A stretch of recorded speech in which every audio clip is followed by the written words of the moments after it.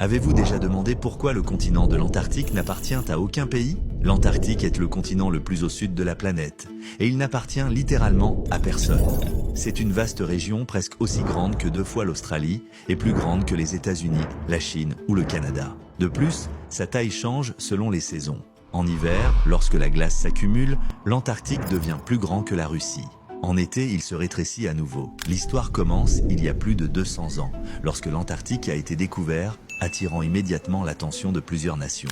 La France, la Norvège et le Royaume-Uni furent parmi les premières à revendiquer des parties du continent. Plus tard, la Grande-Bretagne transféra une partie de ses territoires à l'Australie et à la Nouvelle-Zélande. Ensuite, le Chili et l'Argentine proclamèrent également leurs droits sur certaines zones. Il existe une région appelée la Terre de Mary Bird, la plus grande et la plus difficile d'accès sur Terre, qui n'est revendiquée par aucun pays. Au plus fort de la guerre froide, afin d'éviter le risque d'essais nucléaires dans cette région, plusieurs nations signèrent le traité sur l'Antarctique, suspendant toutes les revendications territoriales et faisant de ce continent une zone neutre dédiée uniquement à la recherche scientifique.